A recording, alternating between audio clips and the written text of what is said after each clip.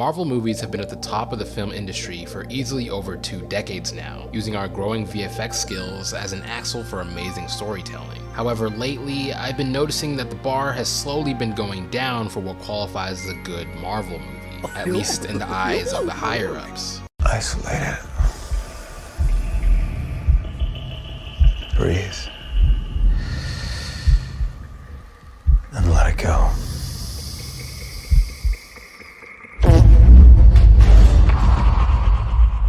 Why has this happened, you may be asking? Well, it's a plethora of reasons really, but to start off with, let's talk about the peak that Marvel has reached. If you didn't already know, basically all of the past MCU films were more or less leading to the Avengers series, you know, where they fought the ballsack-faced man, and since Endgame, Marvel has really lost the pep in their step. I mean, seriously, the only title producing good content from them right now is Spider-Man, and if we're being honest, the Spider-Verse was way better than all 3 of the Tom Holland titles. But I digress. Today we're going to be taking a look at Phase 4 of Marvel films, which covers all the films up to the most recent release. And then we'll take a peek into the future, Phase 5, for what will be expected from them this coming year, and the next. So let's get into it, you know, get some snacks, I don't know, grab your favorite Tom Holland plushie, is that a thing?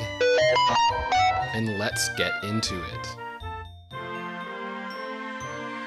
So Phase 4 started in 2021, and my goodness did they have a weak kickoff. The Eternals was said to be the big centerpiece for Marvel in 2021, but as we all can remember, it turned out to be a big disappointment. Like, the main problem with that film was that they had to introduce all 10 Eternals and sell them on their personalities and sell them on their little antics, and they had 2 hours and 37 minutes to do it. Characters we've never seen before with abilities we don't understand, and technically all a new setting for the most part. As soon as I saw the trailer and everyone was going crazy, I just knew it was a steep hill for them to climb. And lo and behold, the movie releases and it's a mishmash of bullwank that was weirdly paced and ultimately just felt pointless. This being released right after Shang-Chi and the Legend of Ten Rings made it feel like Marvel was losing the plot. No pun intended.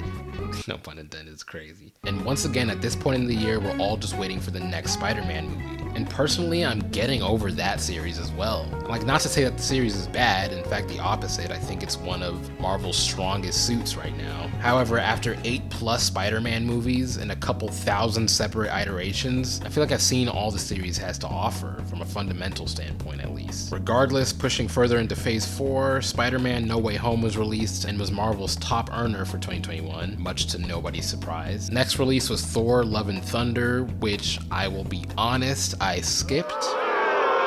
I know, those tomatoes, I get it. Which ultimately leads us to the last film of Phase 4, Black Panther: Wakanda Forever. If I'm being honest, this movie was the beginning of the end for Marvel, as the decision to continue the Black Panther series without Chadwick Boseman, may he rest in peace, was a hasty one that kind of feels disrespectful to me in a weird way. Like, I get it, you feel the need to close the storyline that he was a part of, but if you're clearly floundering to make storylines make sense, and if you're just making things up to say that this movie can exist, that's where I start to have a problem, because we can see through that as viewers. Forced storylines, a lackluster script, and a woeful pacing that proves that Marvel will continue to publish through a series of films that have no lead. I think a much more respectable outcome would have been for them to just let the series rest with Chadwick. And it was after watching this film that I started to feel like Marvel would just never top Endgame. They peaked and now are forcing us to sit through these AI-written, half-assed scripts that just deal with side characters, all while they count their dollars in the Avengers Tower or something. And meanwhile, fans and critics alike are asking if there's any hope for Marvel to stay at the top of the box office, or are we seeing the slow death of an industry giant? So right out the gate, Ant-Man and the Wasp: Quantumania, let's just be honest, nobody wants to see that. I feel like they have these series that they continue to do just to have the teaser at the end of the films for something much more exciting than what we're watching. Like, Marvel's films are just becoming glorified fillers that turn into ads for the next films at the end. Like, did anyone actually like the first Ant-Man and the Wasp film enough to have a second one? No. Moving on, next in the schedule is Guardians of the Galaxy Volume 3, which I'm not gonna lie, I'm actually quite excited for. Guardians is my favorite Marvel series. I'm a big fan of Chris Pratt as the lead, and it's one of those series that feels like it's always trying to do something different with the formula that they have. That being said, Marvel has a history of making the third film a steaming pile of elephant's dung, so hopefully that's not the case here with this release. I like the sequel a lot, so fingers crossed. Another listed release for this year is The Marvels, the continuation of a hero that nobody really cared about, Captain Marvel. Oh my god! This feels like it's gonna be another one of those films I just passively watch or just completely pass up. I mean, I can promise you I'm not going to theaters for this. The synopsis alone just sounds like a superhero parody. Does it not sound like a comedy script? Honestly, by far, the movie with the most potential out of all of Phase 5 has to be Deadpool 3. Again, I love when Marvel takes their own formula and tries to recreate it into something different. And if they want to make it to Phase 6 or 7, 11, then they're gonna have to hire directors and writers who are hungry to make the company something better than it already has been. But the real question is, will they do that or just opt for the easy way out? When it comes to these films being glorified trailers, I've said it before in the past, I don't want to be told that I'm going to get more of something. I actually want to feel like I want more of something, if that makes any sense. I remember originally these post-credit things were exciting because you could kind of feel that it was building up to something greater. But again, now that that's out the door, what are they building towards? I guess you can make the argument that maybe people were saying similar things about Marvel when they were building towards the Avengers, but honestly, that doesn't change the fact that looking at this year's running list just does not inspire excitement, really. But hopefully I'm wrong. You know, I never want to be right about these things, so we shall see. We shall see.